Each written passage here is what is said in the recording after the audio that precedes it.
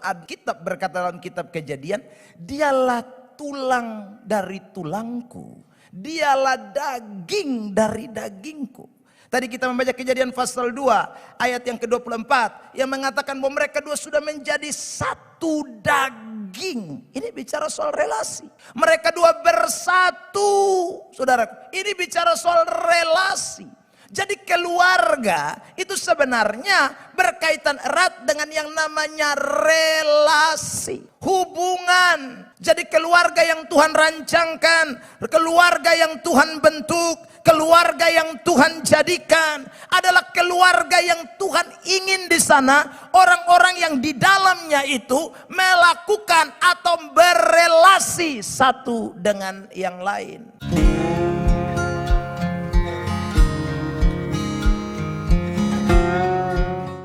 Berterima kasih atas anugerah dan kebaikan kemurahan Tuhan. Saya kembali diizinkan Tuhan untuk ada di Amazing Grace untuk berbagi berkat firman Tuhan. Tema yang akan menjadi sorotan pada kesempatan ini adalah Blessing Family. Saudara yang terkasih di dalam Tuhan, dari tema ini kita akan menyoroti 3 bagian besar. Ya, saya ulang lagi ya. Dari tema Blessing Family ini kita akan memperhatikan 3 bagian besar. Bagian besar yang pertama saya akan membahas tentang apa itu family atau keluarga dari sudut pandang Alkitab. Lalu kemudian yang kedua kita akan soroti tentang berkat atau blessing itu sendiri dari kacamata Alkitab juga. Lalu yang ketiga kita akan menggabungkan ya blessing family ini. Bagaimana keluarga yang diberkati. Itu akan kita soroti dalam khotbah ini. Nah saudara yang terkasih di dalam Tuhan, kita mulai saja untuk bagian yang pertama tentang keluarga. Kalau kita berbicara tentang keluarga, maka saudara yang terkasih di dalam Tuhan, keluarga adalah bagian daripada rancangan Allah. Saya ulang lagi ya, keluarga itu adalah bagian daripada rancangan Allah. Kenapa saudara keluarga adalah bagian dari rancangan Allah? Karena sejak semula Tuhan Allah menciptakan langit dan bumi beserta dengan segala isinya. Seturut dengan kitab Kejadian pasal yang pertama, saudara yang terkasih. Dan kemudian dikatakan pada hari yang terakhir itu, lalu Tuhan menciptakan yang namanya Adam. Yaitu saudaraku manusia pertama. Nah saudara yang terkasih dalam Tuhan, lalu setelah Adam itu diciptakan, kita tahu bersama bahwa di dalam kitab Kejadian pasal yang kedua, rencana Allah itu mulai kelihatan lebih terang. Allah tidak hanya menjadikan atau merancangkan manusia yang namanya Adam itu untuk seorang diri. Seperti yang dia sudah katakan sebelumnya, yaitu di dalam Kejadian pasal 1, bahwa dia akan menciptakan laki-laki dan perempuan. Saudara yang terkasih dalam Tuhan, dan itu akhirnya terrealisasi, itu terwujud dalam Kejadian pasal yang kedua. Kita tahu persis kronologis ceritanya, bagaimana Adam kemudian dibuat tidur oleh Tuhan, lalu diambillah tulang rusuknya, lalu kemudian dijadikanlah perempuan itu. Nah saudara yang terkasih dalam Tuhan, setelah proses dijadikannya perempuan itu, maka semakin lebih kepada titik terang bahwa Tuhan mau menjadikan satu keluarga. Bukan hanya Adam dan bukan hanya Hawa, tetapi akan ada keturunan-keturunan. Akan ada saudara yang terkasih dalam Tuhan, regenerasi. Ada ahli-ahli waris yang akan lahir, saudaraku. Dan itulah rancangan Tuhan mengenai keluarga. Saya ingin kita melihat ayat dalam Kejadian pasal 2 ayat 24. Mari kita melihat teks ini. Sebab itu seorang laki-laki akan meninggalkan ayahnya dan ibunya dan bersatu dengan istrinya sehingga keduanya menjadi satu daging. Jadi jelas saudara yang terkasih di dalam Tuhan, di dalam ayat ini berkata bahwa seorang laki-laki akan meninggalkan ayah dan ibunya dan bersatu dengan istrinya, dan keduanya menjadi satu daging. Saudara yang terkasih, ayat ini sedang berbicara tentang bagaimana suatu komunitas keluarga yang akan dibentuk oleh Tuhan dari seorang laki-laki dan seorang perempuan, yang dalam teks ini disebut dengan istrinya. Bahkan jauh sebelum ada ayah dan ibu, saudara yang terkasih dalam Tuhan, Tuhan semacam sudah memberikan suatu nubuatan bahwa seorang laki-laki akan meninggalkan ayahnya dan ibunya dan bersatu dengan istrinya sehingga keduanya menjadi satu daging. Waktu kebenaran ini disampaikan, masih Adam sendiri dan Hawa sendiri. Dan Adam dan Hawa kan tidak ada papa mama, ya tuh saudara. Tetapi Tuhan sudah bilang bahwa seorang laki-laki akan meninggalkan ayahnya dan ibunya, bersatu dengan istrinya. Maka secara implisit tersirat di dalam teks ini bahwa Tuhan sudah merancangkan akan lahirnya satu regenerasi keluarga. Itu pasti. Makanya nanti ada ayah dan ibu, artinya ada anak itu, saudara yang terkasih. Lalu nanti itu anak bersatu lagi dengan depu istri, maka saudara yang terkasih lahir lagi anak, lahir lagi keturunan berikutnya, dan seterusnya. Inilah yang disebut dengan keluarga. Jadi kalau kita berbicara dalam konteks Alkitab, keluarga benar-benar adalah rancangan Allah, rancangan Tuhan yang menjadikan keluarga itu.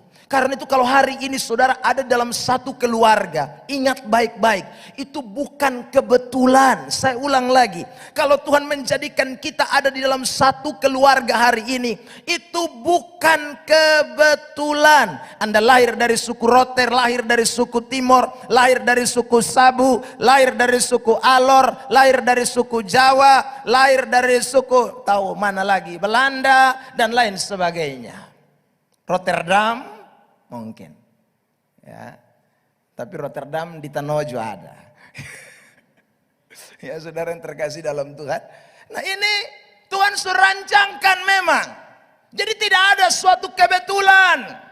Papa kita rambut keriting, mama kita hidung mancong dan lain sebagainya. Itu rancangan Tuhan habis. Jadi bukan kebetulan. Keluarga hadir sekali lagi karena ada rancangan Allah, dan rancangan Allah itu tidak bisa dirubah oleh siapapun. Rancangan Allah tidak akan pernah gagal. Rancangan Allah itu mutlak. Rancangan Allah itu pasti. Amin. Amin. Bilang dulu samping kiri kanan, kamu bukan kebetulan ada di keluarga Natonis. Keluarga apalagi, pokoknya saudara taruh sama marga-marga itu ya saudara. Itu tidak kebetulan. Ya, maka kadang-kadang ada orang yang agak aneh bagi saya. Ya, dia rasa kayak terlalu hina lahir dari keluarga itu. Dia rasa kayak son cocok begitu. Nggak bisa, Anda nggak bisa atur Tuhan. Anda pun kelahiran Tuhan su atur memang. Lu lahir dari keluarga yang paham ini, marga ini, su pasti itu. Saudara yang terkasih dalam Tuhan. Nah ini terus berlangsung. Saudara yang terkasih. Tidak pernah berakhir. Makanya ada ayat di dalam Mazmur 127. Ayat yang pertama. Ayat terkenal ini. Ya. Nyanyian Siara Salomo, jikalau bukan Tuhan yang membangun rumah, sia-sialah usaha orang membangunnya. Jikalau bukan Tuhan yang mengawal kota, sia-sialah pengawal berjaga-jaga. Saudara, jikalau bukan Tuhan yang membangun rumah, rumah di sini lebih identik dengan keluarga, bukan bangunan sebenarnya. Bukan saudaraku bangunan fisiknya, tetapi saudara bicara soal keluarga, komunitasnya. Jadi Tuhan bilang kalau bukan Tuhan yang kasih berdiri itu keluarga, enggak mungkin. Ya. Jadi memang Tuhan, ini dalam rancangan Allah, dalam kedaulatan Allah. Ini saudara yang terkasih. Jadi kita ini orang Kristen tuh mesti lihat segala sesuatu itu dalam kedaulatan Allah, sudut pandang kealahan. Jadi keluarga yang ada hari ini itu semua Allah surancangkan. Allah yang telah bentuk, saudara yang terkasih. termasuk kita bertemu dengan sekarang yang menjadi istri kita, suami kita, itu juga dalam rancangan Allah. Saudara, dulu saya cita-cita menikah dengan Cina.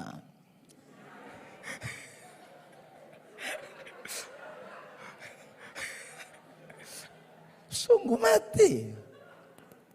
Memang orang bilang lu pun cita-cita kita terlalu tinggi. Soalnya memang cita-cita nikah dengan Cina nah. Ya. Karena Berindo tuh lahir keturunan tuh semua tuh warna putih habis. Jadi kok beta maksudnya begitu. Makanya sejak SMA tuh beta incar tuh nona-nona Cina semua. Saudaraku, meskipun kadang-kadang dong bilang lu pi mandi dulu, mah beta main serang terus. Benar. Cita-cita ini memang kajar Cina punya nah. Ya. Sampai beta pi kuliah di Jawa pun beta incar nona Cina. Saudara, pokoknya kalau sudah nona Cina tuh beta pokoknya mata kabur tuh. Ya sudah, ini memang serang sandian nih.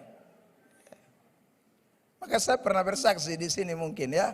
Saya pacaran 13 wanita.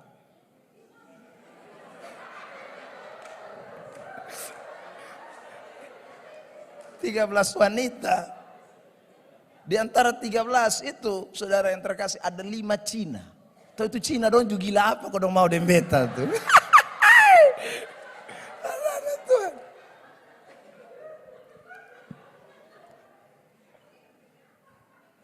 Ya.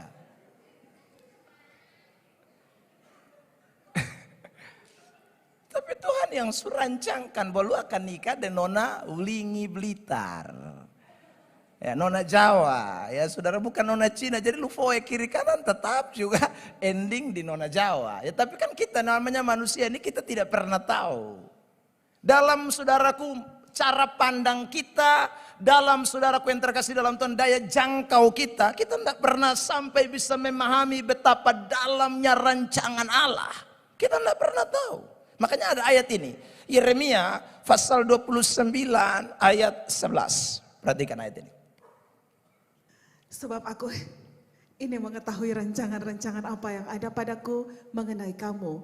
Demikianlah firman Tuhan, yaitu rancangan damai sejahtera dan bukan rancangan kecelakaan, untuk memberikan kepadamu hari depan yang penuh harapan. Ayat 12.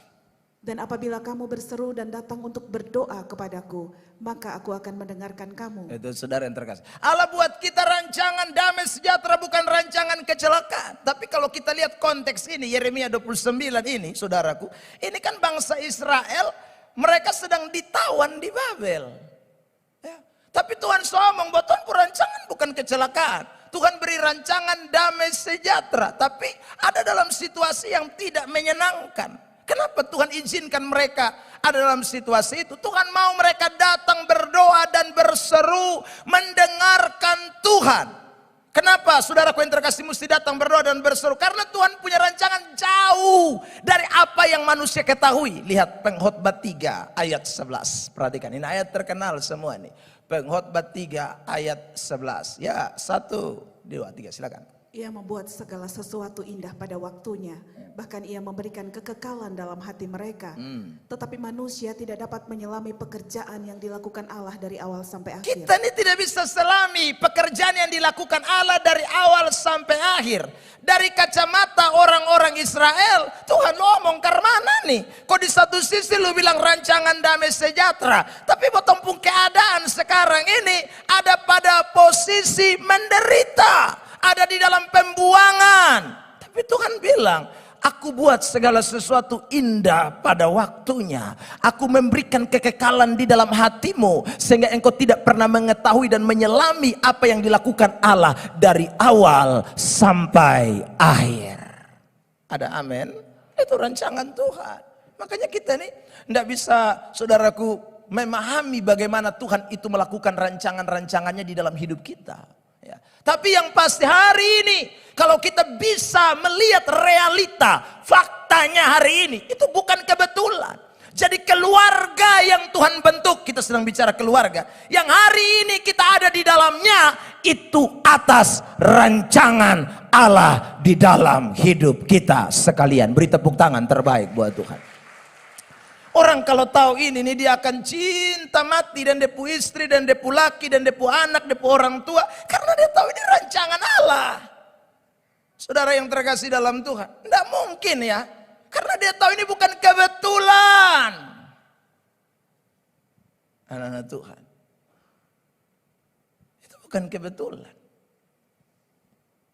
Nah, yang kedua.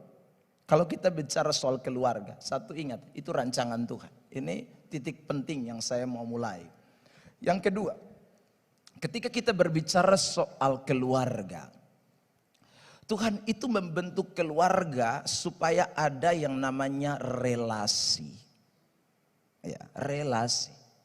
Dimulai dari kitab Kejadian pasal 2. Saudaraku, Adam itu kan tiap hari ada di Taman Eden. Saudara ketemu harimau, singa, kerbau. Pokoknya semua binatang lah. Ketemu semua. Saudaraku, bahkan dia yang kasih nama toh, satu-satu. Menurut catatan Kejadian itu. Tetapi saudara, dia tidak bisa berelasi secara intim dengan binatang. Tidak bisa. Makanya Tuhan menciptakan Hawa. Tuhan menciptakan perempuan itu, saudaraku. Supaya apa? Supaya terjalin yang namanya relasi. Makanya saudara yang terkasih dalam Tuhan, Alkitab berkata dalam kitab Kejadian, dialah tulang dari tulangku, dialah daging dari dagingku. Tadi kita membaca Kejadian pasal 2 ayat yang ke-24 yang mengatakan bahwa mereka dua sudah menjadi satu daging. Ini bicara soal relasi. Mereka dua bersatu, saudara. Ini bicara soal relasi. Jadi keluarga itu sebenarnya berkaitan erat dengan yang namanya relasi, hubungan. Jadi keluarga yang Tuhan rancangkan, keluarga yang Tuhan bentuk, keluarga yang Tuhan jadikan adalah keluarga yang Tuhan ingin di sana. Orang-orang yang di dalamnya itu melakukan atau berelasi satu dengan yang lain. Makanya ayat-ayat firman Tuhan menjelaskan kepada kita tentang bagaimana keluarga itu harus berelasi. Saudara yang terkasih, suami berelasi dengan istri, istri berelasi dengan suami, papa mama berelasi dengan anak-anak, anak-anak relasi dengan papa mama. Itu jelas di dalam Alkitab. Saudara yang terkasih, kita lihat beberapa ayat. Misalnya dalam kitab Amsal pasal 22 ayat yang ke-6. Ini relasi orang tua kepada anak. Silakan. Didiklah orang muda menurut jalan yang patut baginya, maka pada masa tuanya ia tidak akan menyimpang daripada jalan itu. Efesus pasal yang ke-6 ayat yang ke-5 mulai. Perhatikan ayat itu. Hai hamba-hamba, taatilah Tuhanmu yang di dunia dengan takut dan gentar, dan dengan tulus hati sama seperti kamu taat kepada Kristus. Ayat 1 dan 2 dulu. Ayat 1 dan 2. Hai anak-anak, taatilah orang tuamu di dalam Tuhan, karena haruslah demikian. Ini jelas. Jadi ini bicara soal relasi, hubungan. Ya. Dalam satu keluarga itu tidak bisa kalau tidak ada relasi. Keluarga itu Tuhan rancangkan untuk adanya suatu relasi, adanya suatu hubungan. Saudara yang terkasih, Efesus 5 ayat 25. Ya, silakan. Hai suami, kasihilah istrimu sebagaimana Kristus telah mengasihi jemaat dan telah menyerahkan dirinya baginya. Jadi ini jelas. Jadi keluarga, family, Tuhan ingin sekali lagi membentuk itu untuk adanya relasi, hubungan. Bapak, mama, anak, saudaraku, istri, suami, tidak bisa, tidak ada relasi. Ya. Kalau tidak ada relasi itu bukan namanya keluarga.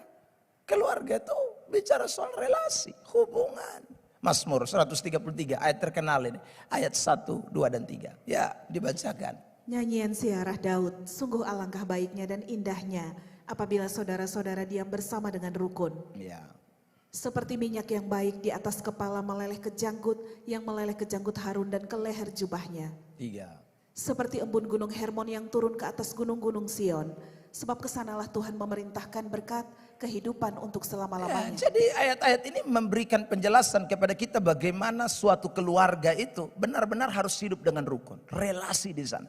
Kenapa pentingnya relasi? Saudara yang terkasih.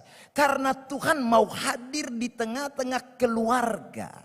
Tuhan mau hadir di tengah-tengah keluarga. Saudara kalau melihat dalam Matius pasal 18 ini ayat 20. Ketika Yesus berbicara soal di mana 2 atau 3 orang berkumpul dalam namaku. Di situ aku ada di tengah-tengah mereka. Saudaraku, sebenarnya 2 dan 3 itu bicara soal komunitas yang namanya keluarga.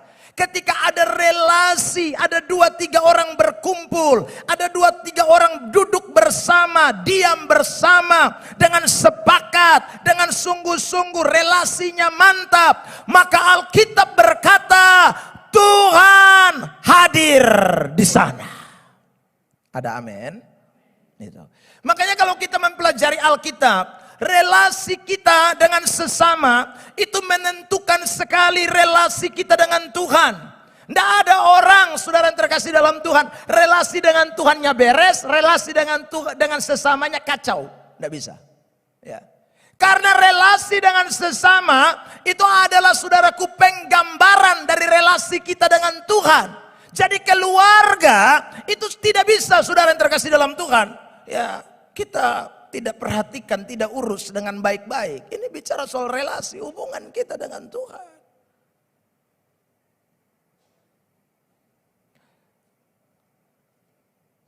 Tadi pagi kami harnas kaum wanita di gereja kami. Dan istri saya yang berkhotbah, saudara. Dalam khotbah itu istri saya bilang begini, saya ini cinta sepupu laki, makanya kalau dia sepi pelayanan, jauh-jauh saya yang telepon-telepon. Kalau dia tidak pernah telepon-telepon. Ya saudara yang terkasih dalam Tuhan. Ya, saudara yang terkasih dalam Tuhan. Beliau memang lebih aktif menghubungi saya. Kalau memang saya lagi tidak di Kupang. Ya, dan tidak bawa istri, pergi sendiri karena pelayanan. Saudara yang terkasih dalam Tuhan. Tapi relasi tidak putus. Karena selalu kita bertelepon-telepon, ya, WA sekarang canggih dan segala macam video call, ya, luar biasa. Saudara yang terkasih, karena relasi tidak boleh putus. 1 minggu yang lalu ya saya khotbah di Maumere KKR, lalu selesai itu, saudara saya kepengen jalan-jalan di kota Maumere. Jam 2 apa jam 3 siang-siang, saudara. Ya. Setelah makan siang habis, saya pikir-pikir daripada tidur-tidur di hotel nanti perut naik. Ya saudara, saya ini takut perut naik. Ya. Maka saya jaga, saya habis makan, saya tidak istirahat. Saya keluar, berdiri di depan hotel tempat saya nginap. Lalu kemudian saudara saya pikir-pikir, coba jalan di pasar. Ya saudara, nah beta buka Google Map. Lihat, lumayan nih, 3 kilo. Ya, oke, dekat. Ya, nah jam 2 siang. Saudara yang terkasih dalam Tuhan. Lalu pas saya lagi buka Google Map, istri telepon.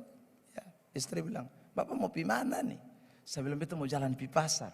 Nah sudah, kalau gitu nak mak temani. Ya saudara. Bapak mau naik ojek atau Grab atau apa? Saya bilang tidak, betul mau tes jalan kaki ini siang-siang ini.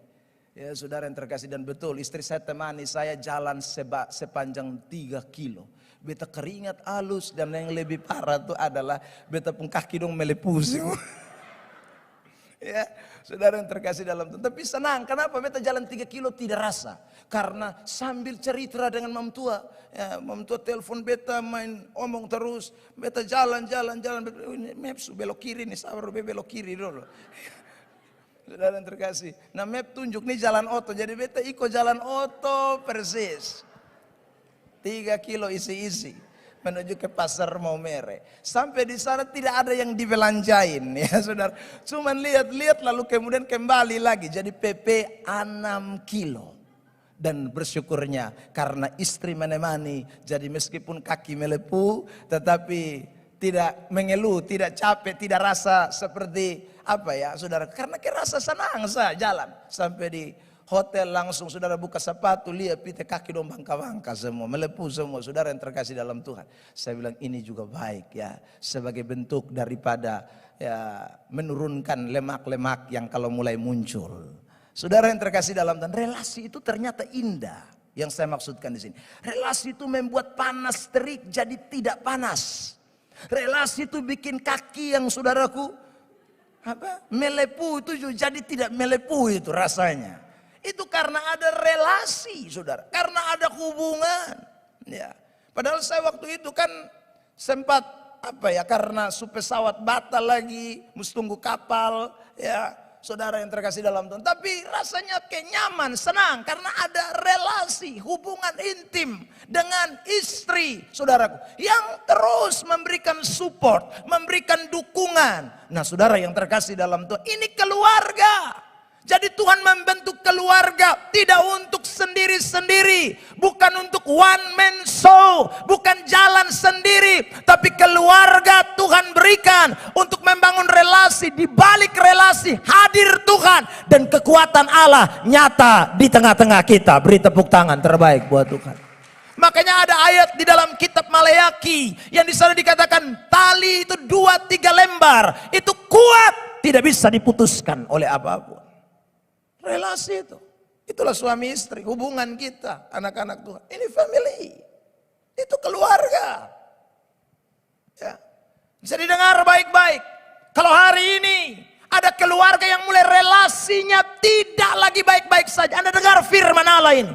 Karena keluarga dibentuk hanya satu tujuan. Allah ingin hadir di sana. Dan Allah hadir karena Allah melihat ada relasi yang dibangun di sana. Saudara yang terkasih, kalau laki mulai cuek dan istri ya, atau istri mulai cuek dan laki, ini hari Anda dengar baik-baik, ini keluarga yang Tuhan bentuk. Kalau ada orang tua yang sudah tidak mulai lihat depo anak sebagai bagian dari keluarga, anak susentoy orang tua, hari ini kau dengar firman ini. Karena Tuhan bentuk itu keluarga untuk sebuah relasi. Ada amin? Ya, jangan sampai Anda lebih akrab dalam relasi dan orang luar. Bukan tidak salah, baik juga. Tapi Anda kadang-kadang ada orang yang lebih akrab dengan orang luar daripada laki sendiri. Saudara yang terkasih. Ya. Makanya orang pernah bilang sama saya, Bapak, kadang-kadang cinta dan nyaman itu susah dibedakan. Beta cinta dia tapi beta lebih nyaman dan itu satu. Saudara yang terkasih dalam Tuhan. Seharusnya cinta dan kenyamanan tidak bisa dipisahkan. Itu yang baru betul. Saudara yang terkasih dalam Tuhan.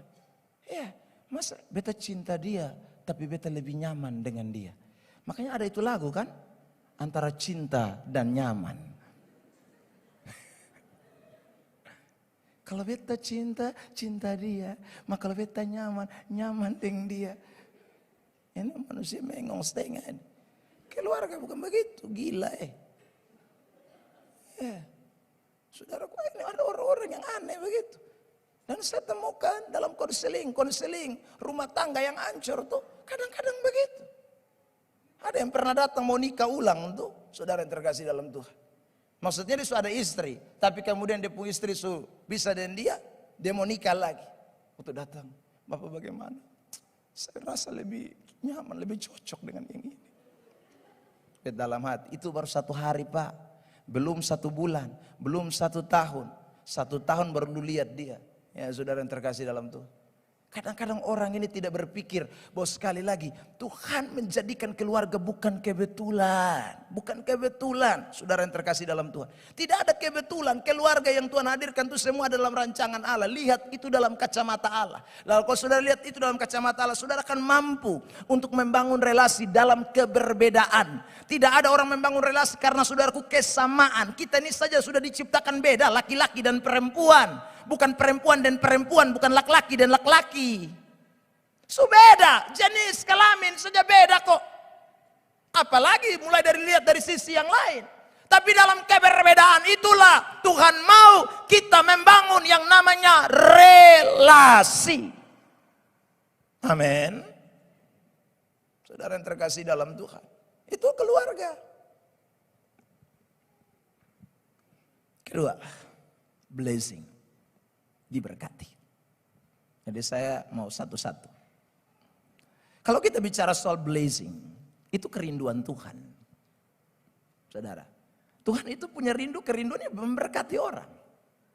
Dan Tuhan itu punya kerinduan memberkati orang dengan dua jenis berkat. Berkat jasmani dan juga berkat rohani. Itu tidak bisa tidak itu. 3 Yohanes pasal 1 ayat 2. Mari kita lihat ayat ini.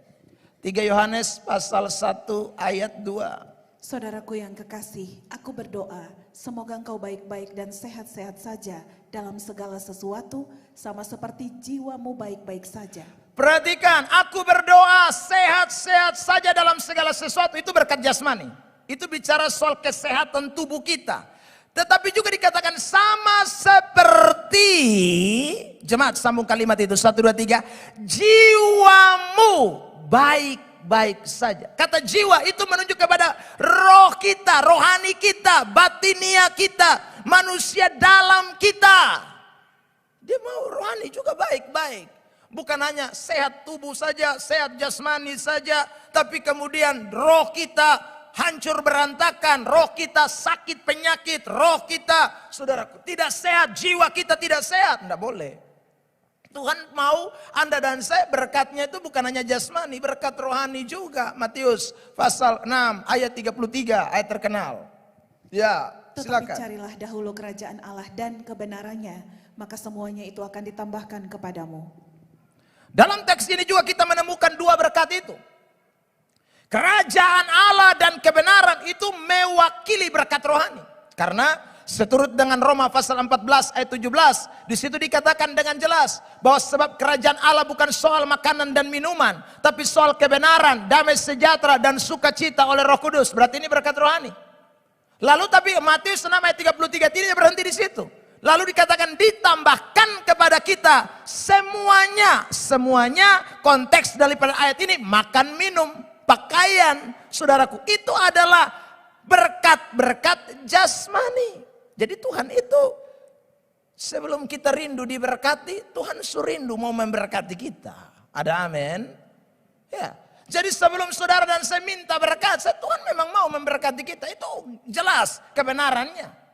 Saudara yang terkasih, Mazmur 23 juga sama. Ini juga bicara soal berkat jasmani, ada berkat rohani. Mazmur 23 ayat 1, 2 dan 3. Ya. Mazmur Daud, Tuhan adalah gembalaku, takkan kekurangan aku. Ia membaringkan aku di padang yang berumput hijau, ia membimbing aku ke air yang tenang. Ya, ini berkat jasmani, tapi ayat 3 bilang apa sekarang? Ya, ayat 3. Ia menyegarkan jiwaku. Ia menyegarkan jiwaku. Terus. Ia menuntun aku di jalan yang benar oleh karena namanya. Menuntun aku di jalan yang benar, itu berkat rohani. Jadi di satu sisi dia mau membaringkan kita di rumput yang hijau, di air yang tenang. Bicara apa? Bicara soal berkat-berkat jasmani. Tetapi juga dia segarkan jiwa kita, roh kita, batinia kita. Dia tuntun kita di jalan yang benar. Dan itu adalah berkat rohani. Saudara yang terkasih di dalam Tuhan Yesus Kristus, ini Tuhan punya kerinduan. Jadi blessing, Tuhan mau memberkati kita. Bukan hanya dengan berkat-berkat jasmani, tapi dengan berkat-berkat rohani. Semuanya datang dari atas. Yakobus pasal 1 ayat 17. Perhatikan ayat ini. Setiap pemberian yang baik dan setiap anugerah yang sempurna datangnya dari atas, diturunkan dari Bapa segala terang. Padanya tidak ada perubahan atau bayangan karena pertukaran. Setiap pemberian yang baik, anugerah yang sempurna, semua datang dari atas. Diturunkan dari Bapa segala terang. Jadi tidak datang dari dunia, datang dari atas semua. Yang namanya berkat datang dari atas, saudaraku. Ya, Amsal 10, 22 ayat terkenal juga ini. Ya, silakan. Berkat Tuhanlah yang menjadikan kaya, susah payah tidak akan menambahinya. Tuh. Jadi konsep berkat di dalam Alkitab itu sekali lagi ada dua. Berkat jasmani dan berkat rohani. Tapi dua-duanya sumber dari atas. Sumber dari atas. Makanya saudara yang terkasih di dalam Tuhan, keluarga yang diberkati Sekali lagi, keluarga yang diberkati adalah keluarga yang bukan hanya diberkati satu sisi jasmani saja, tetapi keluarga yang diberkati adalah keluarga yang mengalami berkat jasmani dan rohani. Dalam kacamata kekristenan itu baru benar.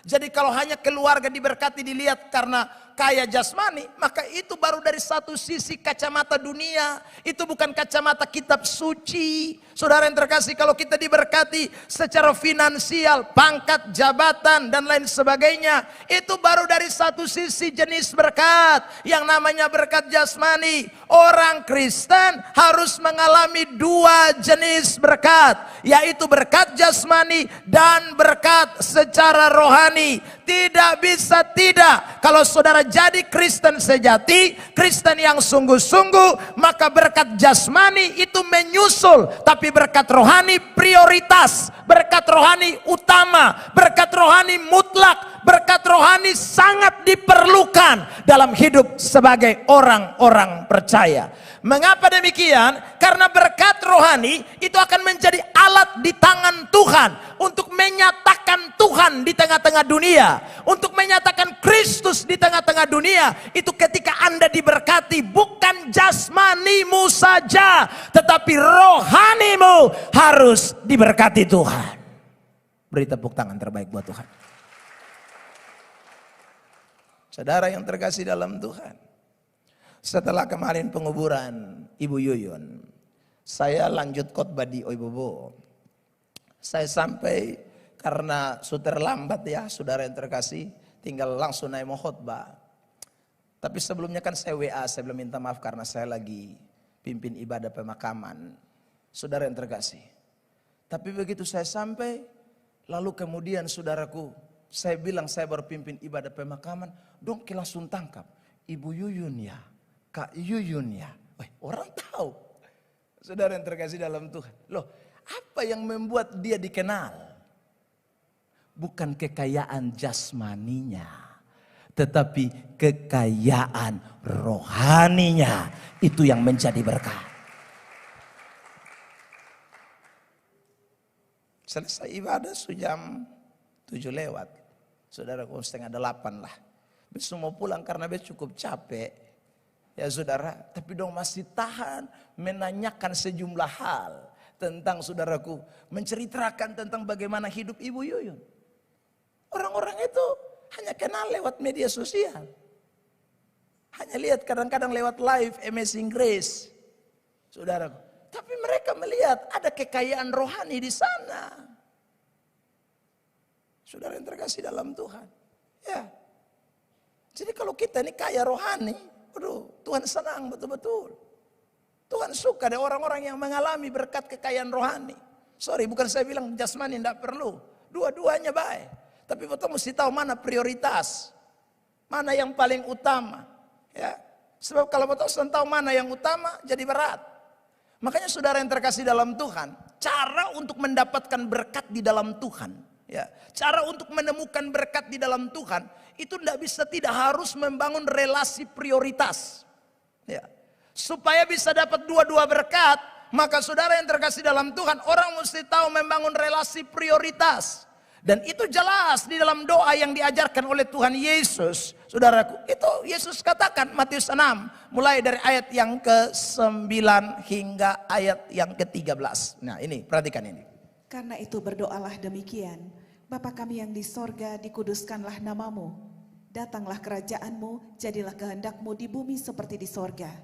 Berikanlah kami pada hari ini makanan kami yang secukupnya. Dan ampunilah kami akan kesalahan kami, seperti kami juga mengampuni orang yang bersalah kepada kami.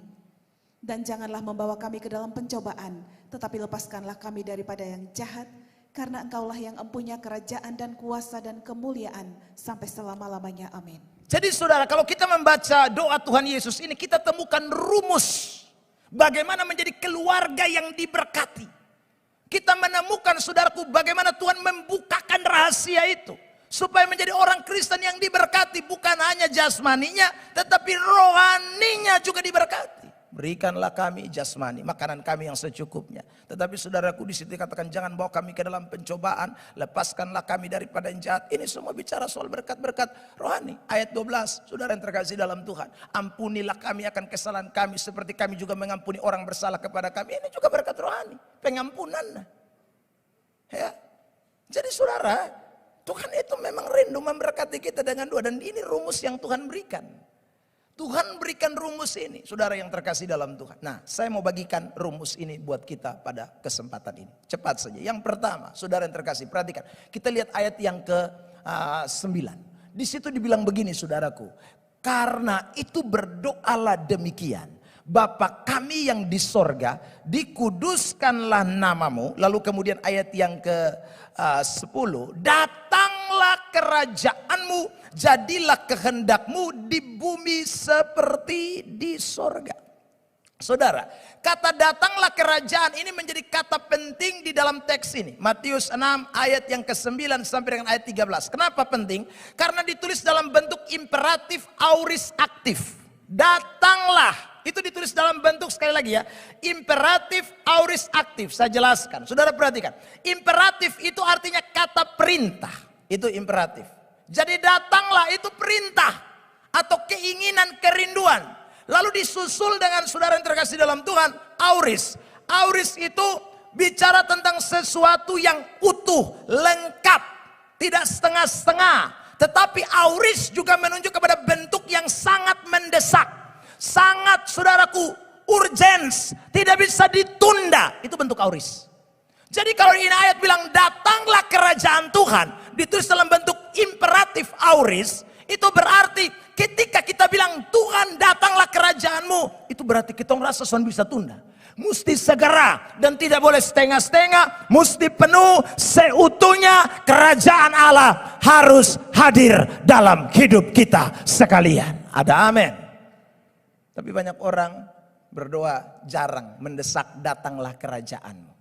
Saudara yang terkasih, yang dia bilang apa? Datanglah berkat-berkatmu, datanglah kesembuhanmu. Itu kemendesak mau mati. Ya. Kalau doain hari tidak jawab, besok dia akan pakai cara yang kedua. Aku akan puasa dan aku akan bilang, datanglah mujizat, datanglah berkat. Dia paksa Tuhan. Tidak ada ditulis dalam bentuk auris, saudaraku yang terkasih. Imperatif auris ayat 11. Itu bukan, saudara yang terkasih dalam Tuhan. Berikanlah kami pada hari ini. Itu tidak ditulis dalam bentuk auris. Ditulis dalam bentuk partisipal. Kalau yang namanya partisipal itu penyerta. Partisipal. Penyerta. Mau potong balik. Ayat 11 potong desak. Berikanlah kami hari ini. Kalau tidak, berikanlah kami. Kalau tidak, potong paksa ini ngeri. Ini karena otak tabola bale. Banyak orang datang gereja nih, dia imperatifnya berikanlah. Aurisnya tuh berikanlah. Partisipal itu baru datanglah kerajaanmu. Waduh itu salah berarti itu. Saudara yang terkasih, rumusnya ini rumus. Ini tidak bisa kita bolak-balik. Ini rumus. Jadi imperatif aurisnya datanglah kerajaan Tuhan.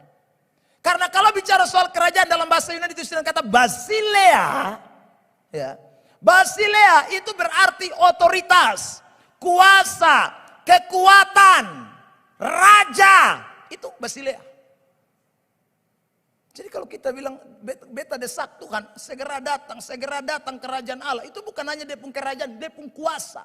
Bukan bentuk kerajaannya, tapi kuasanya, kekuatannya, otoritasnya, rajanya yang hadir dalam hidup kita sekalian. Tepuk tangan terbaik buat Tuhan Yesus. Saudara yang terkasih dalam Tuhan, jangan minta isinya, minta saudaraku. Apa nih? Dia pun keutuhannya, seutuhnya. Kalau namanya berikanlah makanan, damai sejahtera, sukacita, itu dia puisi dalam. Dia puisi dalam kerajaan. Jangan minta isi dalamnya, minta kerajaannya, otoritasnya, kepenuhannya, kuasanya yang hadir. Itu yang kita minta. Maka rumah tangga kita diberkati bukan hanya berkat jasmani. Rumah tangga kita bukan hanya diberkati berkat-berkat jasmani, lahiriah. tapi berkat-berkat rohani pun akan mengalir dalam hidup kita. Karena kita minta kerajaan Allah hadir di tengah-tengah kita. Kita rindu, kita desak Tuhan soal kerajaan Allah. Saudara yang terkasih, kita mendesak Tuhan soal kerajaan Allah. Nah, ketika kita bicara soal datanglah kerajaan, itu ada dua hal penting yang kita bisa temukan di sana. Yang pertama, saudaraku, berbicara soal kerajaan atau pemerintahan itu tidak bisa lepas dari yang namanya aturan, undang-undang. Makanya Matius 6 ayat 10 bilang begini, perhatikan. Matius 6 ayat 10. 1, 2, 3. Datanglah kerajaanmu, jemaat kencang-kencang kalimat ini. 1, 2, 3. Di bumi seperti di sorga. Jadilah kehendakmu, jadilah aturanmu, jadilah kemauanmu, jadilah undang-undangmu, jadilah firmanmu di bumi ini seperti di sorga. Itu. Jadi kalau ketong bilang kerajaan Tuhan datang, apa yang ketong mau? Itu artinya ketong mau hidup di dalam kebenaran Tuhan. Botong mau hidup di dalam firman Allah. Makanya tidak mungkin, saudara yang terkasih dalam Tuhan, ini rumus kalau diterapkan, itu orang tidak mengalami yang namanya berkat-berkat jasmani dan rohani. Tidak mungkin, saudaraku. Karena dia mengikuti apa yang Alkitab katakan. Ketika saudaraku dia berkata jadilah kehendak Tuhan, dia sedang tunduk pada kemauan Tuhan. Dia sedang tunduk kepada apa yang menjadi maunya Tuhan. Makanya saudara yang terkasih dalam Tuhan, kita datang gereja nih, kita cari kehendak Allah. Kita datang beribadah nih, kita mau Tuhan pun mau jadi dalam hidup kita. Makanya kita berkata datanglah kerajaan Tuhan. Itu kerinduan kita, itu kemauan kita. Kenapa kita tidak bisa jalan dengan kehendak kita? Keluarga kita yang Tuhan sudah bentuk, yang kita bangun dengan relasi yang intim, itu tidak bisa bertahan tanpa firman Allah, tanpa kehendak Tuhan, tanpa kemauan Allah. Tidak bisa. Makanya kita hadir di gereja, kita datang cari Tuhan, kita berdoa karena kita tahu hanya kehendak Tuhan yang bisa jadi dalam hidup saya dan saudara.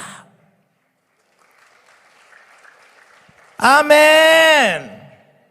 Amin. Bilang samping kiri kanan, ini rumusnya kalau kamu mau diberkati. Datang cari kehendak Tuhan.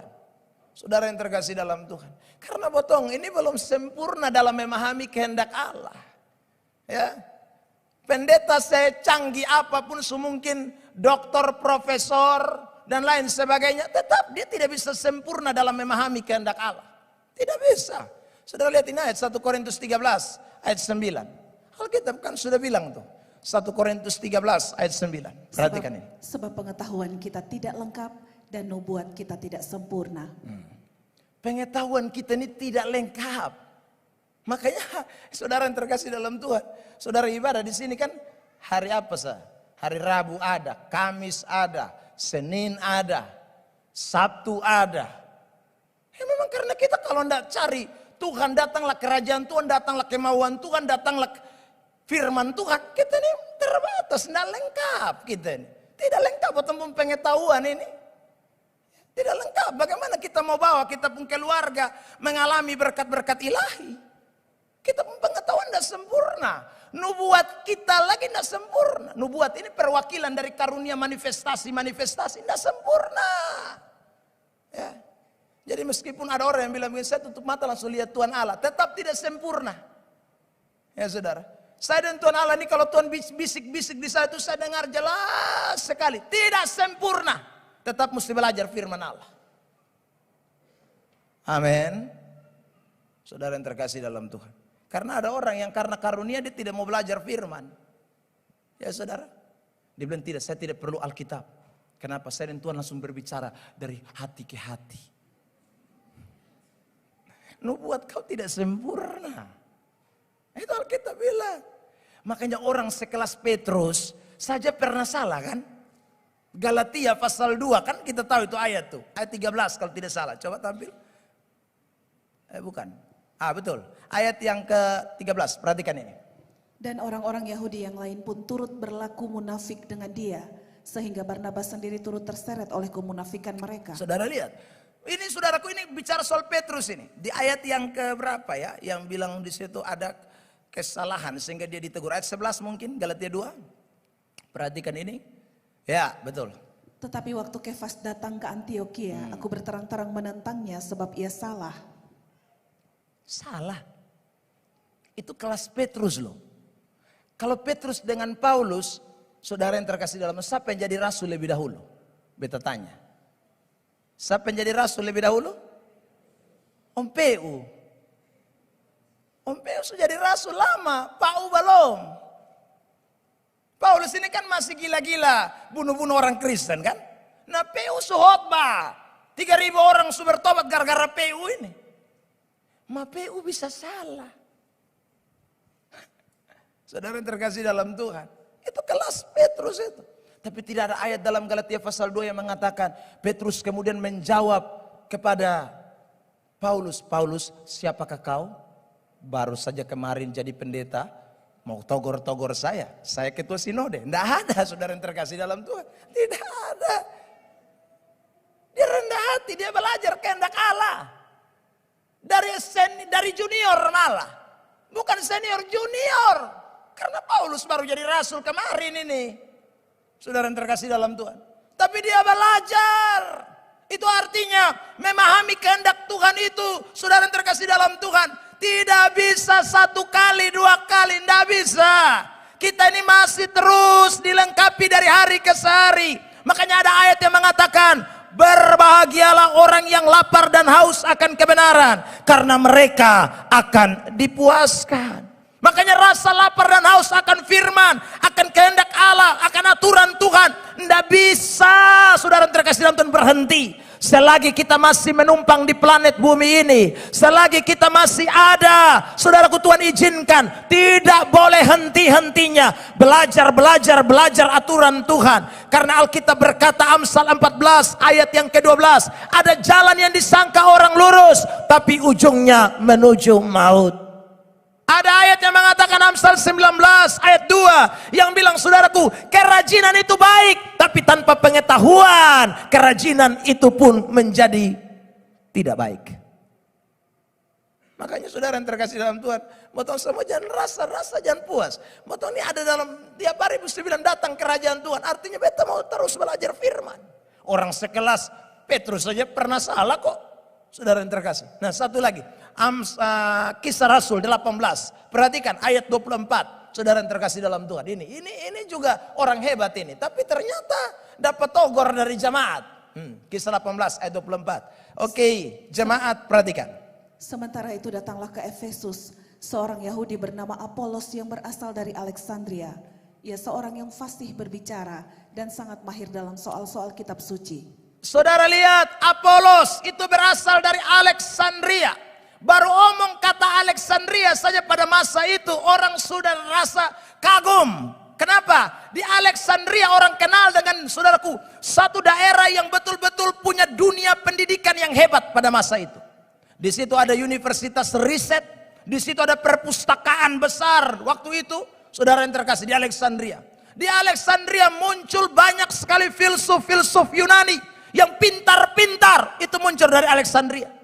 Saudara yang terkasih bahkan Septuaginta, Alkitab terjemahan bahasa Ibrani yang diterjemahkan ke dalam bahasa Yunani itu diterjemahkan di kota Alexandria dan Apolos dari situ. Waduh, ini bukan main-main. Ini orang kelas Apolos ini. Ya, lanjut catatan Alkitab beritahu kita apa? Bukan hanya lulusan Alexandria. Next. Ia telah menerima pengajaran dalam jalan Tuhan. Ya. Dengan bersemangat ia berbicara dan dengan teliti ia mengajar tentang Yesus. Tetapi ia hanya mengetahui baptisan Yohanes. Tetapi ia hanya mengetahui baptisan Yohanes. Ini pintar begini hanya tahu baptisan Yohanes. Saudara yang terkasih dalam Tuhan. Akhirnya setelah dia khotbah habis, ketemu dengan seorang pasangan keluarga yang namanya Priscilla dan Aquila. Itu 6. Ya. Ia mulai mengajar dengan berani di rumah ibadat. Ya. Tetapi setelah Priscilla dan Aquila mendengarnya. Jadi Priscilla dan Aquila dengar di khotbah. Dengar, ternyata ada keliru. Maka lanjut. Mereka membawa dia ke rumah mereka dan dengan teliti menjelaskan kepadanya jalan Allah. Priscilla dan Aquila yang jelaskan, Apolos. Saya bilang begini. Lihat, lulusan mana? Lulusan mana? Bukan lulusan Kupang. Bukan, ini Alexandria, Pak. Fasilida, mahir dalam soal kitab-kitab suci. Dia teliti juga, bukan main-main ini Apolos ini. Tapi ternyata ada sedikit kekurangan di sana. Dan butuh orang lain yang namanya Priscilla dan Aquila. Saudaraku, melengkapi dia. Makanya saudara yang terkasih dalam Tuhan, belajar kebenaran, belajar aturan Tuhan. Jadilah kehendak Tuhan, itu tidak pernah bisa berakhir. Saudara yang terkasih, selagi lagi Anda menumpang di planet bumi ini, aduh betul setiap hari belajar, semakin betul belajar, nanti betul semakin tahu, ternyata masih kurang. Mesti butuh tahu tambah, dan itu kunci sebenarnya diberkati Tuhan. Nah, itu kunci diberkati Tuhan, anak-anak Tuhan. Dan saya ulang lagi, seperti Paulus dengan Petrus, Petrus tidak protes Paulus, saudara yang terkasih. Apolos pun dia tidak protes ketika Priscilla dan Aquila menjelaskan. Akhirnya saudaraku di ayat 27 beritahu kepada kita begini, perhatikan. Karena Apolos ingin menyeberang ke Akaya, saudara-saudara di Efesus mengirim surat kepada murid-murid di situ supaya mereka menyambut dia. Setibanya di Akaya, maka ia oleh kasih karunia Allah menjadi seorang yang sangat berguna bagi orang-orang yang percaya. Akhirnya dia menjadi seorang yang sangat berguna, kata Alkitab. Itu karena memang dia mau belajar aturan Tuhan. Saudara yang terkasih dalam Tuhan, hari ini kita dengar firman Allah. Kunci diberkati, sekali lagi, rumus diberkati itu adalah datang kerajaan Allah. Tapi bagaimana itu kerajaan Allah ada, itu tidak lain sedang menuntut kita untuk hidup dalam kehendak Allah. Meminta kita semua untuk belajar, untuk tiap hari belajar kehendak Allah dan melakukan kehendak Allah. Tiap hari belajar dan terus membenahi diri. Tiap hari belajar dan terus memperbaiki diri kita. Itu orang-orang yang haus dan lapar akan firman. Ya. Tapi kalau kita sepuas, kita surasa cukup, kita surasa tidak perlu lagi. Saudara yang terkasih, ini sebenarnya minta maaf saya pakai ini katain orang ini paling bodoh. Makanya hidupnya sembarangan, hidupnya sesuka-suka dia, hidup tidak sesuai dengan aturan Tuhan. Makanya sudah hidupnya tidak diberkati. Keluarga yang diberkati adalah keluarga-keluarga yang cinta kebenaran. Keluarga-keluarga yang menempatkan firman Allah sebagai kehendak Allah satu-satunya dalam hidupnya. Keluarga itu adalah keluarga yang diberkati oleh Tuhan. Ada amin. Tepuk tangan terbaik buat Tuhan Yesus. Saya mau saudaraku perhatikan bagian ini dengan saya tutup dengan Ulangan pasal 28 ayat yang pertama. Saudaraku untuk bagian ini saya masih satu bagian lagi ya. Ulangan 28 ayat 1. Perhatikan ini ya. Jika engkau baik-baik mendengarkan suara Tuhan Allahmu dan melakukan dengan setia segala perintahnya yang kusampaikan kepadamu pada hari ini. Ya. Maka Tuhan Allahmu akan mengangkat engkau di atas segala bangsa di bumi. Ayat 2, perhatikan itu. Segala berkat ini akan datang kepadamu dan menjadi bagianmu jika engkau mendengarkan suara Tuhan Allah. Karena dia mau dengar suara Tuhan, maka segala berkat akan datang. Tuhan bilang kok, ya.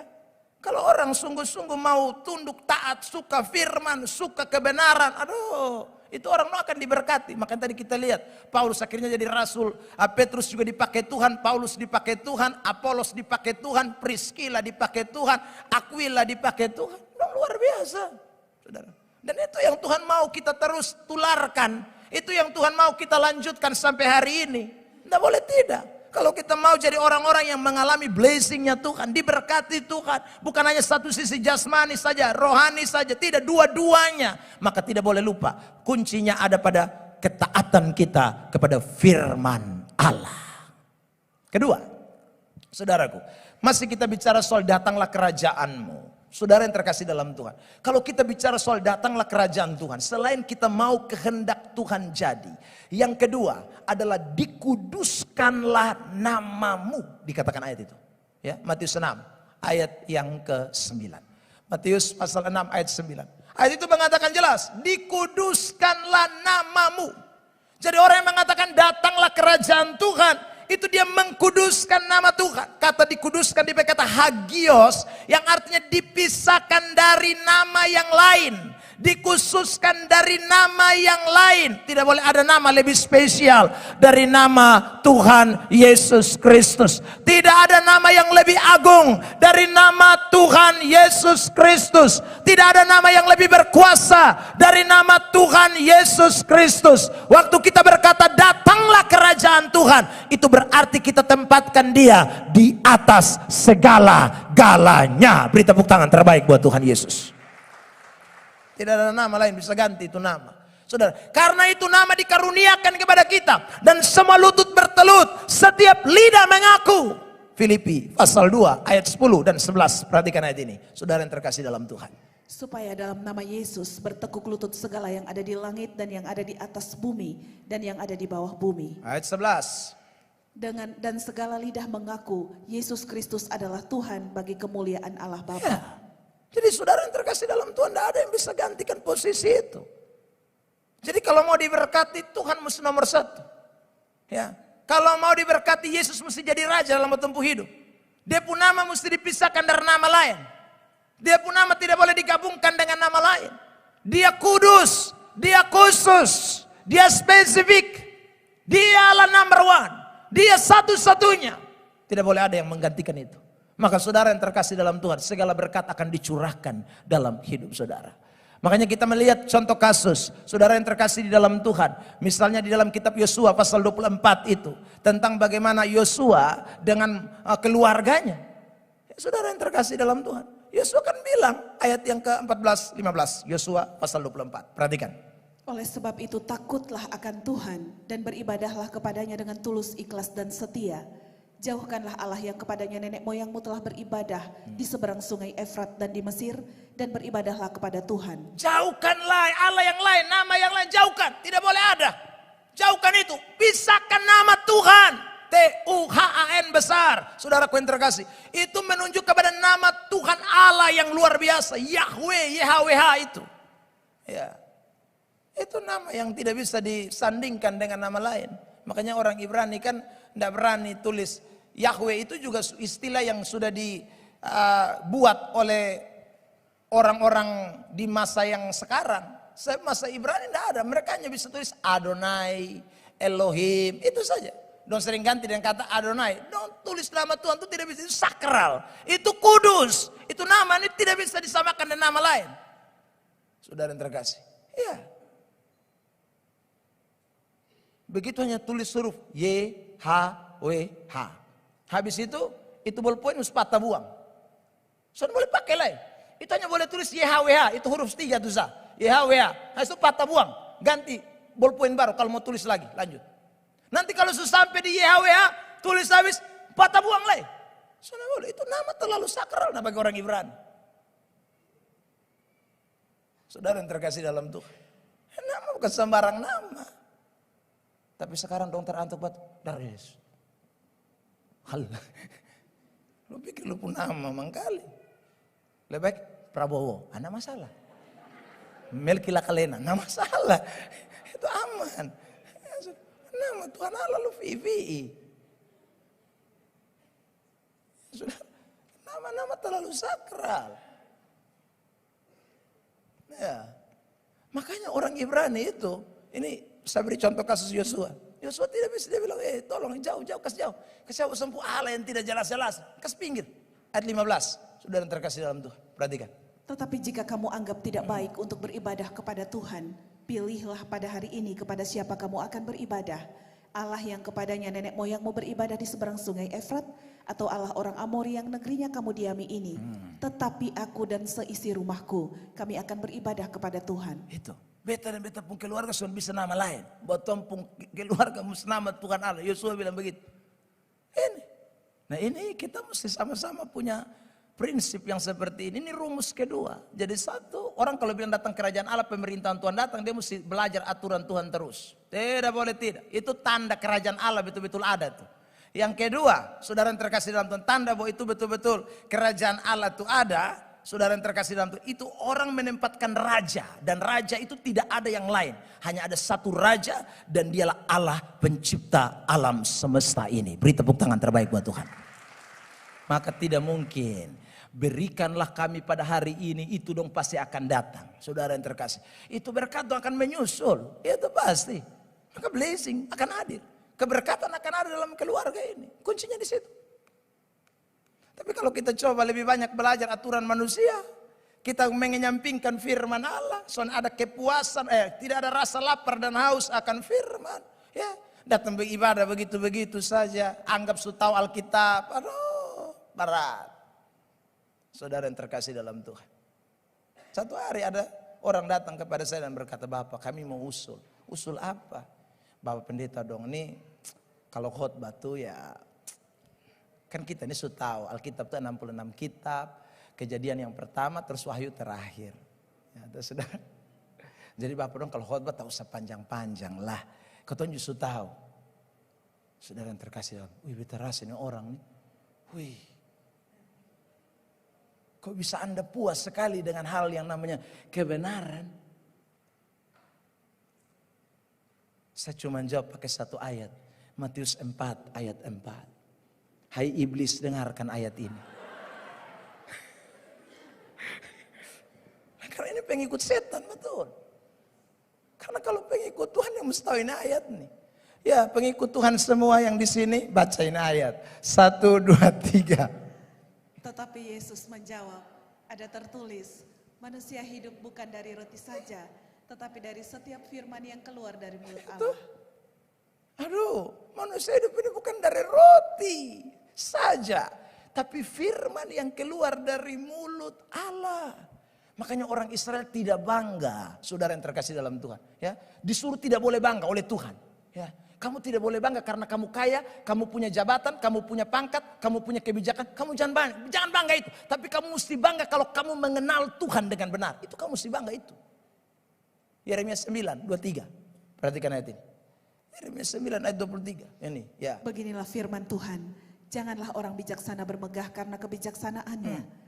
Janganlah orang kuat bermegah karena kekuatannya. Ya. Janganlah orang kaya bermegah karena kekayaannya. Itu jangan yang kaya. Ayat 24. Tetapi siapa yang mau bermegah, baiklah bermegah karena yang berikut. Bahwa ia memahami dan mengenal aku. Bahwa akulah Tuhan yang menunjukkan kasih setia, keadilan dan kebenaran di bumi. Sungguh semuanya itu kusukai, demikianlah firman Tuhan. Orang bangga itu bukan bangga yang lain-lain. Itu firman Allah. Jadi saudaraku, 2 rahasia, 2 rumus ini tak boleh dilupakan. Saya ulang lagi. Saya mau titik di sini. Sekali lagi, ingat keluarga kita itu Allah sudah rancangkan. 2, bangun relasi dengan baik. Karena waktu relasi dibangun, Tuhan hadir di sana. Waktu Tuhan hadir di sana, maka Dia akan melakukan perkara-perkara besar dalam hidup kita. Datanglah kerajaannya dalam hidup kita. Itu perintah yang tidak boleh kita lupakan. Tiap hari minta segera Tuhan hadir. Tuhan hadir di bepung hidup, saudara. Dan waktu kita bilang begitu, dengan sendirinya kita sedang punya rasa lapar dan haus akan kebenaran. Kita mau terus belajar, dididik, disempurnakan oleh firman. Dan yang kedua, kita tahu bahwa tidak ada yang menggantikan posisi Tuhan dalam hidup kita. Hanya Dialah satu-satunya di dalam hidup saudara dan saya. Tepuk tangan terbaik buat Tuhan Yesus Kristus.